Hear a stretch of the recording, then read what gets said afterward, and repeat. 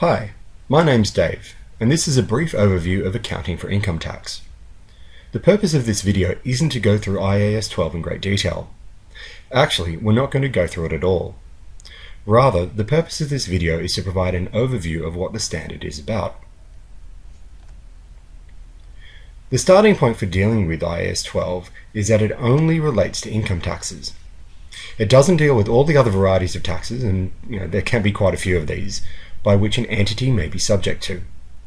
As the name suggests, income taxes are based on income, or as defined in the standard, taxable income. Not surprisingly, this is an important part of the calculations underpinning IAS 12 requirements, and we will look at these in more detail later. If taxable income and accounting profits were the same thing, the story would be a lot simpler. But they're not.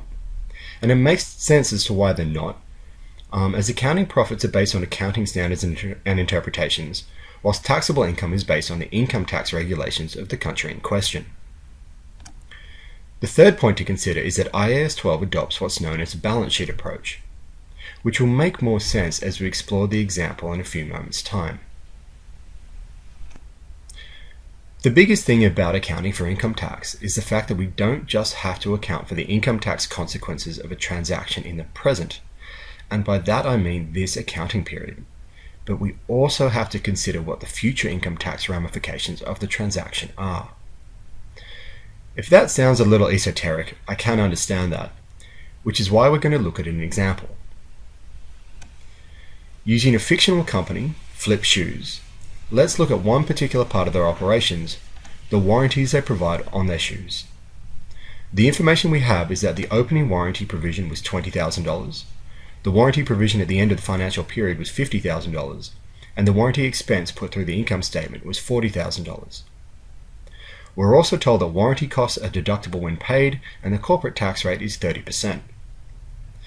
For exam purposes in the FIN module, you will always be told how to treat an item for tax. First things first, because tax is based on warranty payments, we need to work out how much was paid in warranty claims. This is just a matter of a little mathematical reasoning. Take the opening provision, add the expense, and then subtract the closing provision to get the amount of warranties paid during the year. So taking the $20,000, adding $40,000, subtracting $50,000, leaves you $10,000. So $10,000 was paid during the year. As $10,000 was paid in the current year, this is the deduction that Flip will receive as part of the taxable income calculation. This $10,000 deduction using a 30% tax rate means the current tax effect of the warranty payment is a reduction in tax paid to the tune of $3,000. But that's not the end of the story.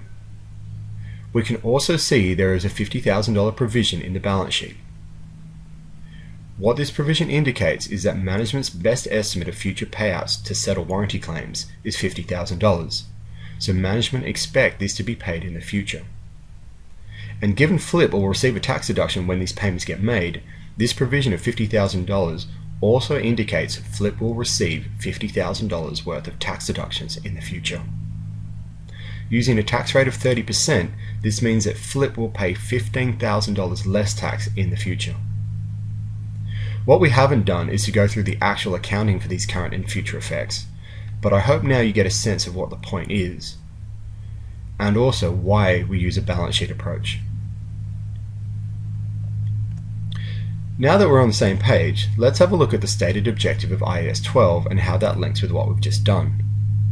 The objective of IAS 12 is how to account for the current and future tax consequences of, firstly, A, the future recovery, settlement of the carrying amount of assets, liabilities that are recognized in an entity's statement of financial position. These will give rise to deferred tax assets and liabilities. The $15,000 less tax Flip will pay in the future is a $15,000 deferred tax asset. Secondly, transactions and other events of the current period that are recognized in an entity's financial statements. Primarily, we're talking about current tax assets and liabilities here.